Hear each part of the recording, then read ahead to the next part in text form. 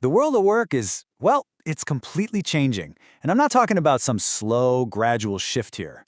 We're looking at a total reinvention of what a job even is, where we do it, and maybe the biggest question of all, who or what is going to be doing it? So let's just cut right to the chase, right? The big question on everyone's mind, is your career path just disappearing? That whole ladder you thought you were climbing? What if it's about to vanish into thin air? It's a really serious question, and we need to face it head on. It really feels like the stable ground we've been standing on our whole professional lives is just shifting beneath our feet. And this isn't just one thing causing it. It's more like two powerful, massive storms, and they're converging to reshape literally everything we thought we knew about having a career. Okay, so let's dive into that first storm. And honestly, this might be the most disruptive one, the AI job revolution. And look, this isn't some far-off sci-fi future anymore. This is happening right now, today. And it is picking up speed way faster than anyone, even the experts, ever predicted. You know, Andrew Yang has been talking about this for a while. He says this is already a reality in corporate boardrooms. He's literally talked to CEOs who are, right now, replacing thousands of customer service workers, wiping out entire design departments, even getting rid of coders, all with AI. So yeah, we are not talking about robots on a factory floor. This revolution is coming straight for the office. But here's the thing. This time, it's different. See, past industrial revolutions, they mostly got rid of manual labor, right? But they also ended up creating new jobs, new career ladders. The AI revolution is, well, it's unique. It's coming for cognitive, white-collar work. The very kinds of jobs we've been telling an entire generation are the safe, secure path to success. And the people on the front lines of this, it's probably not who you'd expect. We're not just talking about call centers. We're talking about creative fields, like designers, technical roles, like coders. And maybe the most worrying part, it's hitting those entry-level, white-collar jobs. You know, the ones that have always been the first rung on the ladder for new college grads. So what's driving all this? Well, there's a huge incentive for companies to do it. There was this internal memo at Amazon that just nailed it. The new corporate motto is basically, get more done with scrappier teams. It's all about radical efficiency and AI. It's the perfect tool to make that happen. And this leads to some pretty wild new math. Think about it.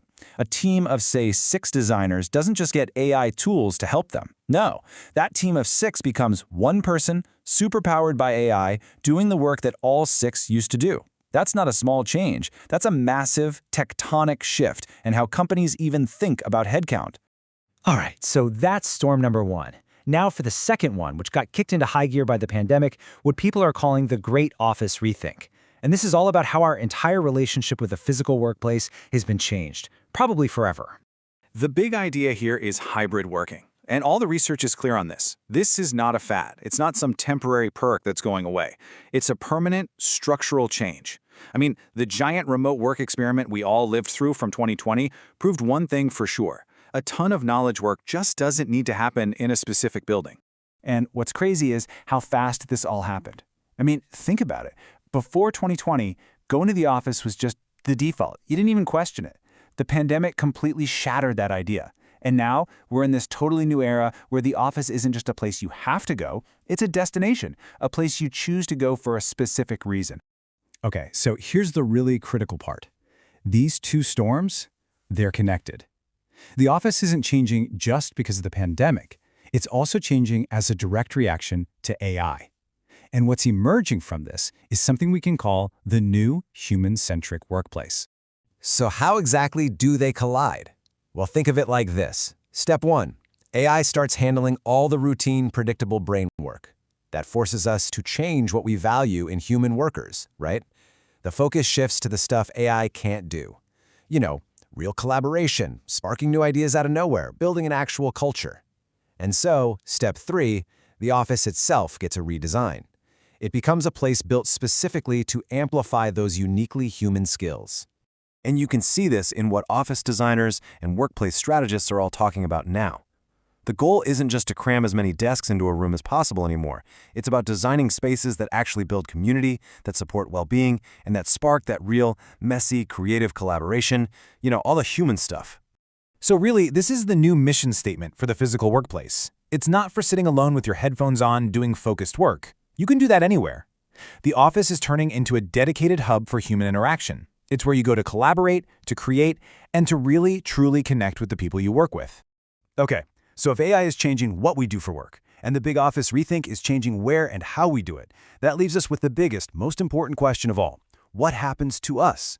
What does this actually mean for our careers, for our lives, and for society as a whole?